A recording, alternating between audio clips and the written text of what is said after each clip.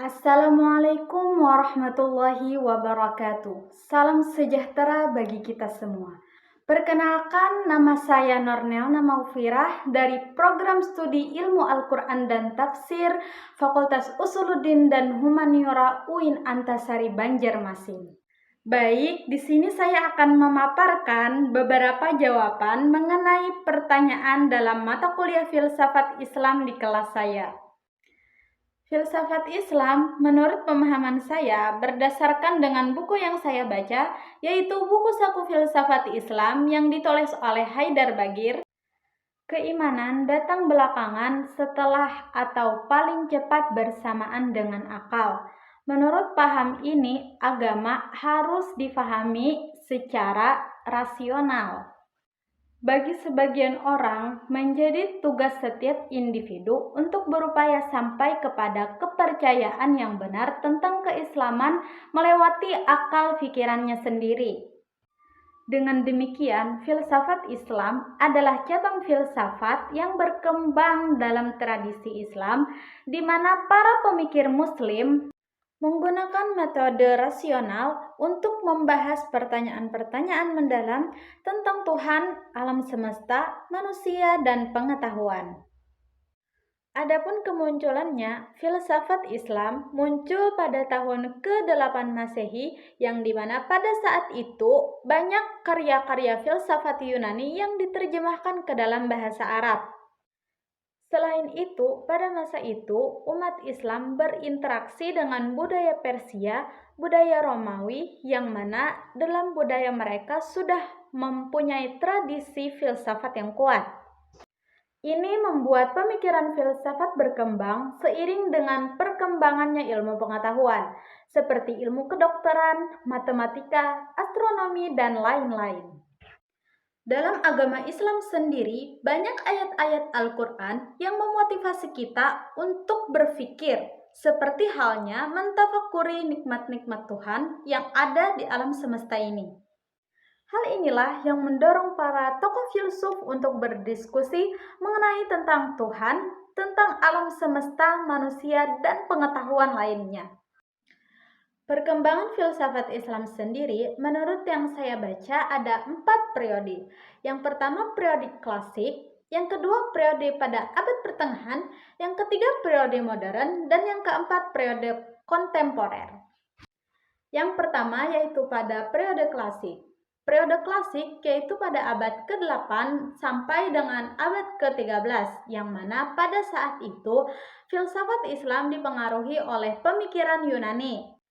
Kemudian yaitu periode abad pertengahan, yang mana yaitu pada abad ke-13 sampai dengan abad 15, yang mana pada saat itu filsafat Islam dipengaruhi oleh pemikiran sufistik dan teologis.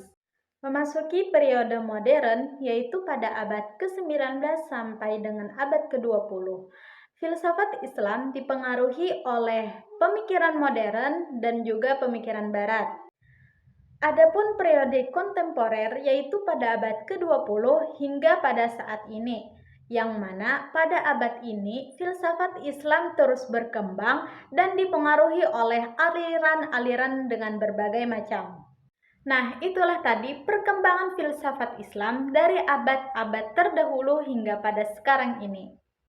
Seperti yang sudah saya jelaskan secara singkat tadi, yaitu perkembangan filsafat Islam mulai dari periode klasik sampai dengan periode kontemporer, tentulah setiap periode memiliki tokoh-tokoh dalam berfilsafat. Seperti halnya periode klasik, tokoh yang mengembangkan filsafat Islam diantaranya adalah Al-Kindi, Al-Farabi, dan Ibnu Sina. Adapun pada periode pertengahan, yaitu tokoh yang berkembang diantaranya adalah Al-Ghazali dan Ibnu Arabi. Adapun tokoh yang berperan penting dalam pengembangan filsafat Islam pada periode modern yaitu Muhammad Abduh dan Fazlur Rahman. Dan pada periode kontemporer, tokoh yang berperan pada pengembangan filsafat Islam yaitu Said Hussein dan Tariq Ramadan. Nah, itu tadi tokoh yang berperan penting dalam pengembangan filsafat Islam pada periode klasik sampai dengan periode kontemporer. Adapun tema pembahasan daripada filsafat Islam yakni yang pertama yaitu tauhid, yang mana pada pembahasan tauhid ini kita membahas tentang kesatuan dan keesaan Tuhan. Kemudian yang kedua, pembahasannya tentang eksistensi dan realitas, yang mana pada eksistensi ini kita membahas tentang hakikat Tuhan, manusia, dan alam semesta. Eksistensi juga membahas tentang asal-usul, sifat-sifat, dan tujuannya.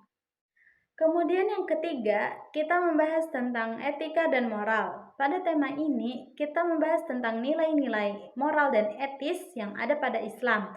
Itu termasuk dengan keadilan, kasih sayang, dan bagaimana cara kita berinteraksi dengan orang lain dengan baik dan benar. Kemudian tema yang keempat yaitu tentang pengetahuan.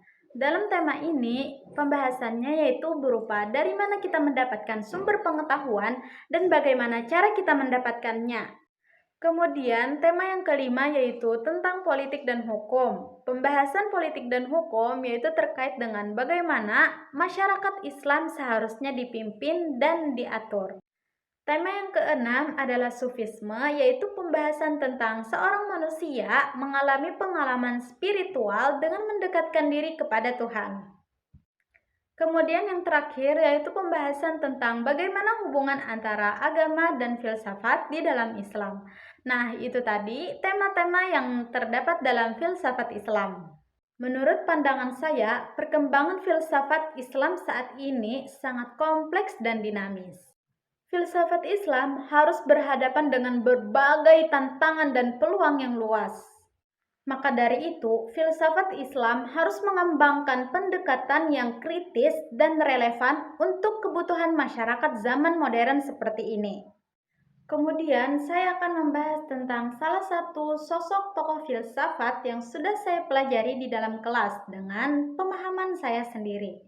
Untuk itu, saya memilih Al-Kindi untuk menjadi pembahasan saya. Menurut biografi yang saya baca, Al-Kindi adalah seorang filsuf, ilmuwan Arab yang hidup pada masa kekhalifahan Abbasiyah. Beliau lahir di Irak pada tahun 801 Masehi. Nama lengkap beliau yaitu Abu Yusuf Ya'qub bin Ishaq Al-Kindi. Ayah beliau adalah seorang bangsawan yang berasal dari suku Kindah. Beliau menerima pendidikan yang sangat luas dalam berbagai bidang ilmu, termasuk filsafat, kedokteran, matematika, dan astronomi. Beliau menjadi ilmuwan terkemuka pada masa kekhalifahan Abbasiyah dan bekerja sebagai penerjemah dan ilmuwan di Bait al-Hikmah, yaitu rumah kebijaksanaan di Baghdad. Al-Kindi menjadi pengaruh besar dalam pengembangan filsafat dan pengetahuan Islam. Nah, itu tadi yang saya pahami tentang biografi seorang filsafat Islam yang bernama Al-Kindi. Mungkin cukup sekian yang dapat saya bahas pada pembahasan kali ini. Terima kasih telah menyimak pembahasan saya tentang filsafat Islam. Semoga apa yang saya sampaikan dapat memberikan manfaat bagi siapapun yang mendengar. Cukup sekian, saya akhiri. Assalamualaikum warahmatullahi wabarakatuh.